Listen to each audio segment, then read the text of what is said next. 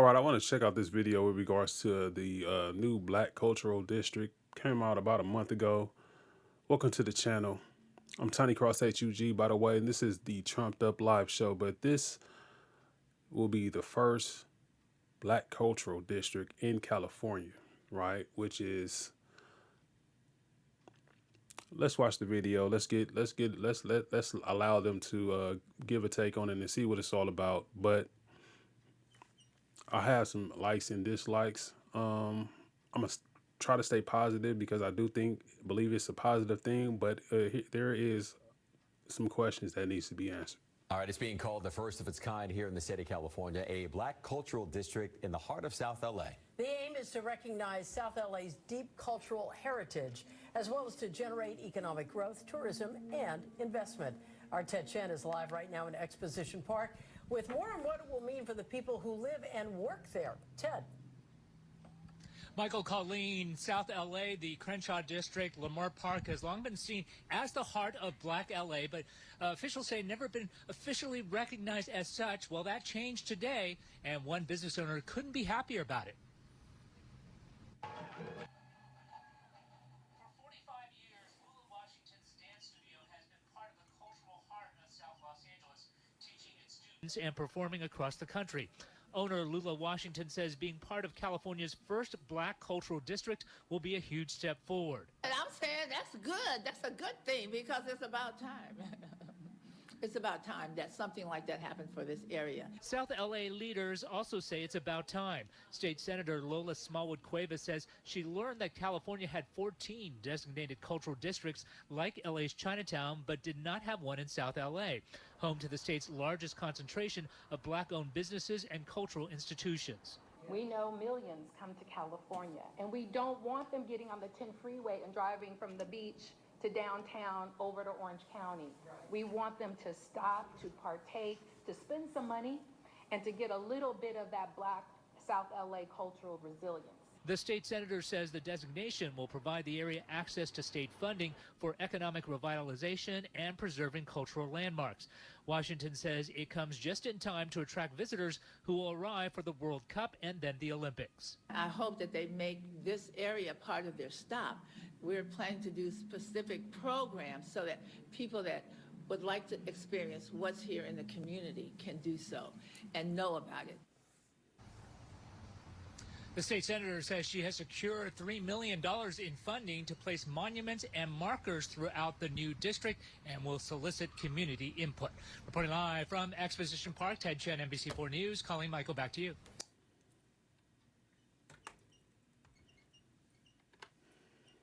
All right, it's being called the first of its kind here in the state of California. My bad. So one thing's for sure, right? And I'm glad that it is being called. This is going to be the first black cultural district in the state of California. And I don't know if there's, any black cultural districts anywhere else, within the United States where it's been authenticated to be that of a black cultural area. Now, one thing for sure is that they got funding to present monuments and stuff like that. But my concerns with regards to this whole idea is it's being used in a way for the state to receive funding when it's in the budget shortfall. Because is this going to be a play where we're being manipulated in terms of to fix a economic downturn in a situation of the government, or is it necessarily because, like you may have heard, that this has always been considered a, predominantly a black area. So why are we now, just after all this time, when I think they said 12 other cultural districts have been given to the county of Los Angeles, but you're just now going to give it one to black people? I mean, that is something that is very concerning. And Second of all, you just want to primarily use it for commerce and to target economic development, right? Without getting into the concerns with regards to workforce needs. It's supposed to be for you saying that it's workforce needs, but it's being more driven towards commerce. Commerce, commerce, commerce, commerce, commerce, commerce, commerce. When what really needs to be addressed in the black community is the whole idea of getting our youth back into a situation where they're being able to take advantage of the investments that are being given into the United States right now. Not a lot of those investments are coming into California, besides places like Boeing, Lockheed Martin, with regards to building up the warplanes and the warships. You got AI in Silicon Valley. You have Apple that's also in Central California for the rare earth minerals that are out there. But what is coming to the city of Los Angeles? What is coming to the city of Los Angeles besides y'all attempting to make this a black cultural district when you already know a lot of the black people have already been pushed out of this community for such a long time? My other concern with regards to this is like us as black people, we're going to have to consider this to be kind of like a safe zone for all these individuals who want to come participate in this workforce development that needs to be considered more than anything else besides targeting the economic development. If you can target the workforce development that much more in this area, I don't know how far it is supposed to extend. From my knowledge, it's supposed to extend through the Mart Park area, of course. But oh, so they said Exposition Park, but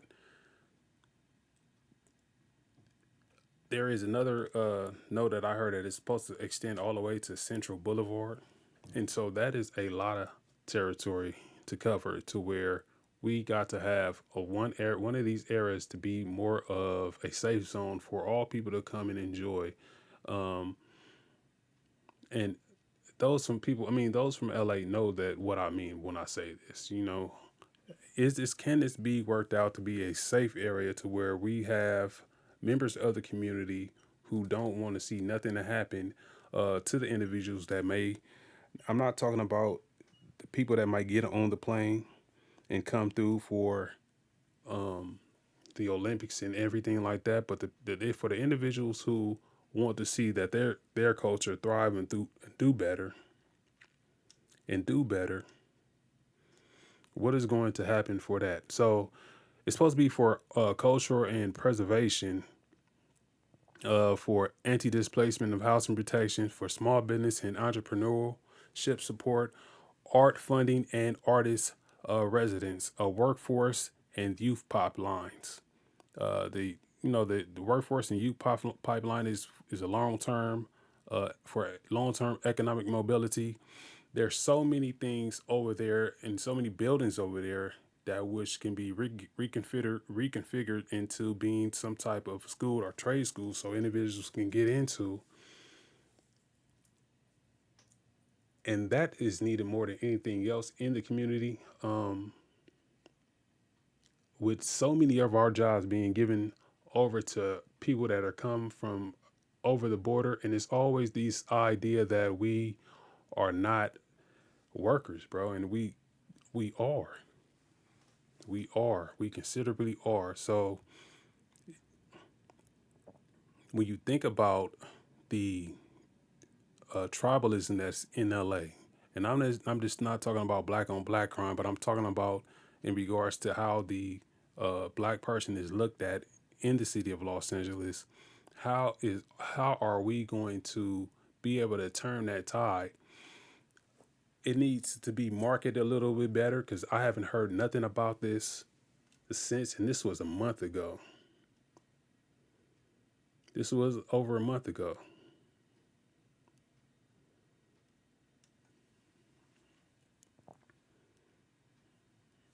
So outside developers capture benefits. So binding community benefit agreements and local hiring quotas. Oh, this is my strategy. And this is something that they're not working on. I'm not going to give out my strategy right now because I am trying to work out something with these individuals to make this more of a place, and not just from a commercial standpoint, but for an economic development standpoint, for the next generation to be proud of in terms of just being able to be a part of the workforce a lot more. In LA, it's seemingly getting harder and harder to get our youth involved into the workforce. They seem to be navigated more towards the stuff that's going on the internet and stuff that's going on in the streets, right? And here we are with opportunity with this Black Cultural District to drive them into motivation to get and be more achieving and give something back to the community than being exploited by social media, movies, rap, music in general, for the culture that is already out here in the city of Los Angeles. And this is the reason why I would like. I think it's a good idea, but if the focus is not on showing the people that are in this particular community to be that much more of a better than what media has betrayed us to be, than what politicians has betrayed us to be, and that's individuals who you cannot work with. That is the problem. This needs to be an agenda to where we are able to overturn the propaganda that has been on the community. Like we don't want to work. Like we just some unintelligent people who just cause problems. I mean, being black is fun. Being black is a fun thing. I must say so myself, right? And we have given a lot to this country. You do have things that's over there by USC, the Coliseum. So, like I said, I don't know how long this is going to stretch out, and what if there can be developed for some type of safe zones for individuals from all of LA to come and join. But if there is not a better motivation to come in to develop this into a mechanism for black success and black achievement to strive through, here we are, and it is looked at from a cultural standpoint or a commercial standpoint.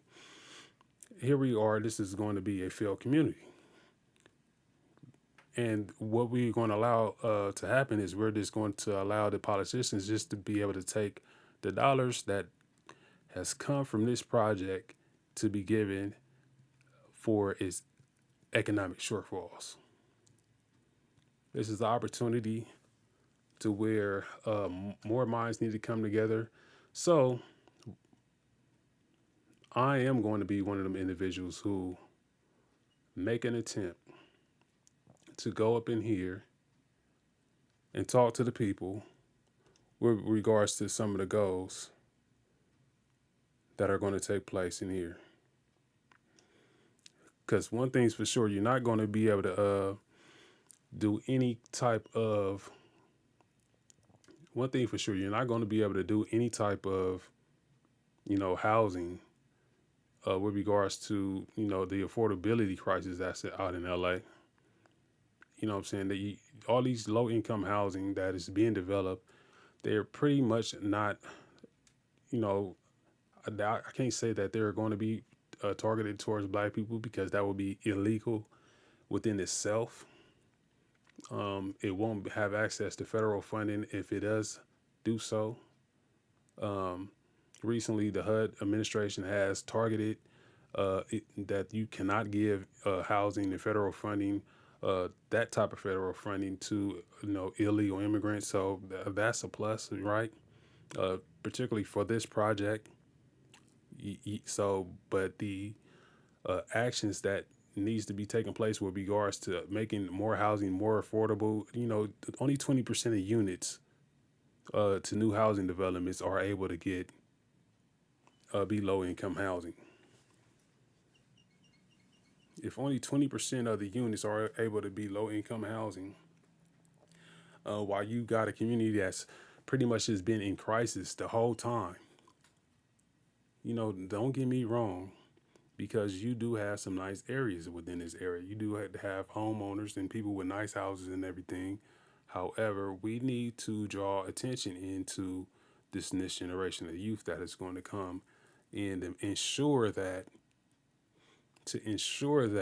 we are motivating them in this area besides the commerce. Besides the commerce, that we are motivating them to, you know, achieve, to show black success. You know what I'm saying? To achieve goals and to show black success in watching them achieve them goals, then this will not this whole Exposition Park first black cultural district, it will be worthless. You know what I'm saying? We need to show our black ass in this black cultural district, and it's not going to. It should not be targeted towards commerce for the Olympics more than anything else.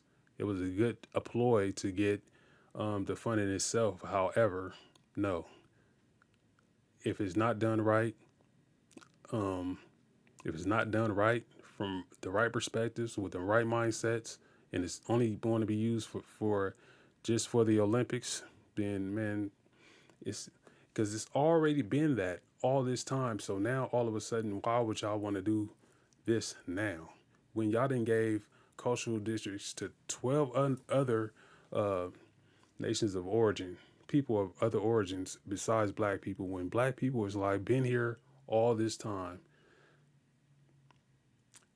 is concerning. And that's what is needs to be taken a look at. And that's why I'm concerned about it. Because black people been here all this time, and you just now going to give them the first black cultural district in the state of California. No matter nowhere else in the state of California, I know so many Koreatowns, little Tokyos, little Ethiopias even. But you're just now going to give one to black people. They should have got one first. So what I want to do is I want to take the opportunity to give you a peek at what I'm talking about when I'm talking about this black cultural district, right? Because if it's not done right,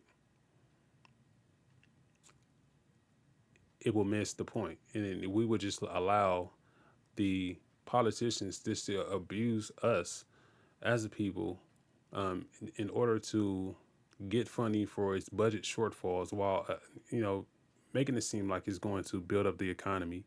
First of all, like I said, the propaganda that has been against black people on social media and in the news media has been against us for so long. We have to consider who actually wants to come and participate. And the way that you're going to make this a thing be and ultimately successful is by, first of all, you're showing the success of the people, but it's not necessarily has to come through commerce. What needs to happen is that you're going to have to show the success of the workforce and actually giving people titles, because one thing that you learn in psychology, not only psychology, but from the whole aspects of sociology, is that what you need to give people is titles, and titles dictate what people are. So I want to go over here to this video from Chicago and all the situations that's going on over there in Chicago. I'm not going to let you know about it at first. I'm I'm just going to allow the video to play, and then I'm going to go into what I'm talking about. DEI is a legal alien. migrant youth and migrants, stuff like that. That's new DEI. Stephanie Coleman put this flyer up New Year's Eve, and for Kennedy King College, so City Colleges of Chicago, Youth Build, Rebuild and Rise, Youth Empowerment Through Construction. Program begins Monday, January 12, 2026. Location Dawson Technical Institute. Now, these are the requirements for our kids. Listen. Must be between 16 and 24 years old at the time of enrollment. Must have left high school before graduation or have dropped out and then re-enrolled. Now, this is the qualifying criteria. Must meet at least one. Member of a low-income family, homeless youth, youth in foster care, youth with a disability, child of an incarcerated or formerly incarcerated parent, migrant youth. The program is 100% tuition free, earn while you learn stipend program, PPE provided, 2-month paid internship, CTA UPass, GED prep, advanced placement into Mid-America Carpenters Union. Credentials offered: OSHA cards, ATSSA flaggers, construction carpentry basic certificate. So you all see all the requirements you needed to be an American citizen, a Chicago citizen. But all you needed to do was be a migrant youth to get all of these benefits. So we have to be shot, dead, lose a leg, things like that in order to Foster care, a foster child, be abandoned. Basically, everything that is a requirement to get this, you have to have abandonment issues. Somebody has to abandon you. Your father abandons you, your mother abandons you, your grandparents abandon you. See, it has to be something like you just, no one, that's your family. To qualify for these benefits. Like that's how they sell you. That's how they manipulate our kids. That's how they groom them to vote this way and things like this. They don't want you to rely on your family. They don't want you to rely on your parents and stuff like that. Like they don't care about family. They don't care. It's just one big cult. They sick. And all you have to do for that is just be a migrant youth, an illegal alien. So those benefits should just be for American citizens, Chicago citizens. That's it. That should be the. And what she's getting at is an illegal migrant can have both their parents over here, but for the individuals that are the citizens, and this is primarily in the Chicago area, so you could see that it's predominantly going to be a black area, right? That you had to have all these criteria, it's one of these abandonment issues to where both families weren't considered to be in the home. Both parents wasn't considered to be in the home when like they said, you had to be in foster care. You had to be your father, one of your parents had to be in jail. But when all you had to do when you were an illegal migrant was to be an illegal migrant. You could have all the support. You have all and this what I'm concerned about, because all these criteria is what they putting on the citizen, right? Or it's necessary to say that we know that you ain't gonna make it, that you don't have the support system to make it. You don't have the support system to make it. While the illegal migrant is able to come over here and have both family members or both parents in the household and have that familial support for the child to make it through the trade school. Here, the black child who, because 9 times out of 10, when you in a one parent household, you have to be come of age to where you have to have some type of provide some economic support to the household too. You know what I'm saying? This is where we lose a lot of our youth at. We lose a lot of our youth when it comes time to for them wanting having needs and wanting not to be a burden and wanting to not to provide into the household and not to like I said, be that burden inside the household to where they are always having to ask the parents for to get them stuff in terms of their needs. And this is where we're falling out right now, because in a lot of black households, and that's not only in the city of Chicago, but I'm saying this in LA, we don't we are a lot of our youth are growing up in a whole lot of single family homes. But the support system that you get from a two parent home is a lot different from that in which you would get from a single family home. And a lot of these individuals in these single family homes have a problem with seeing stuff through and completing stuff. I'm not saying all, right? But the rush to get into the workforce is that much more important for the individuals in these single family homes. But once you look at the circumstances with regards to that, here we are to where the circumstances has a lot more control over these individuals completing things like these trades and stuff like that, so they can have the long term benefits.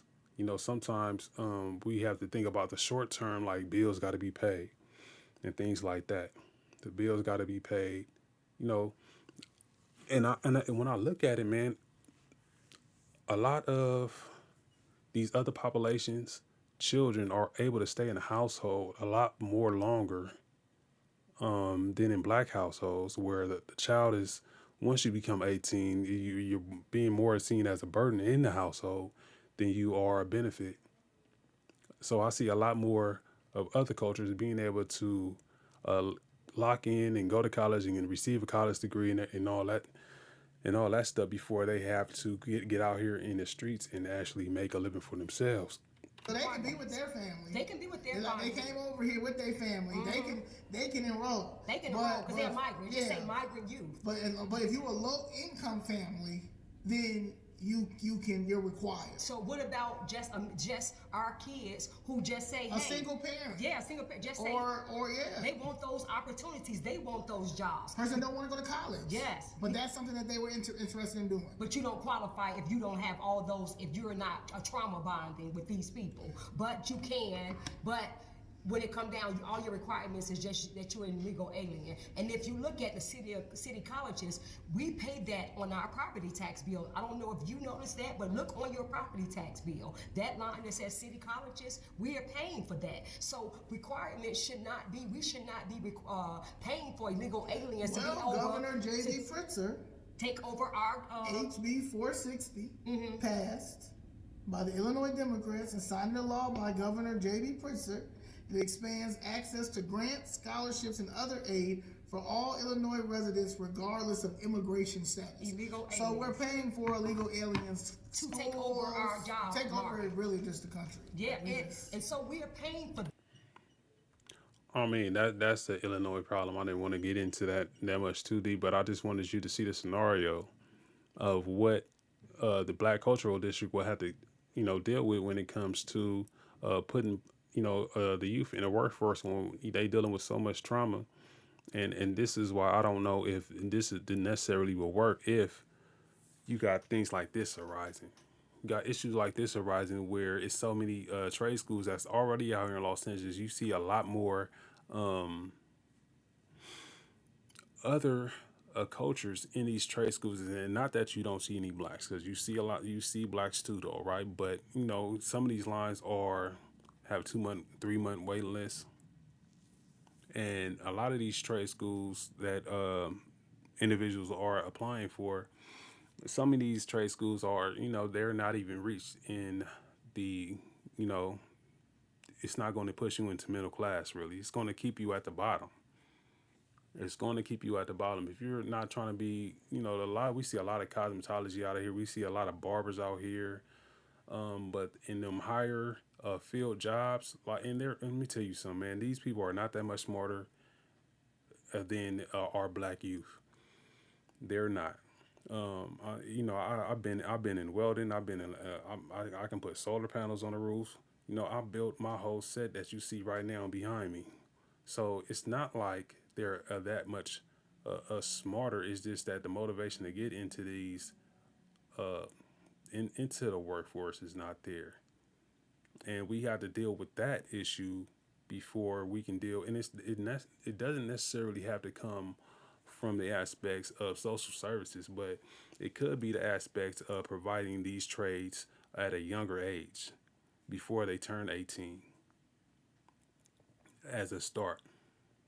Being able to get them into these trades before they turn that age. I think that they said the age right here was 16 and up.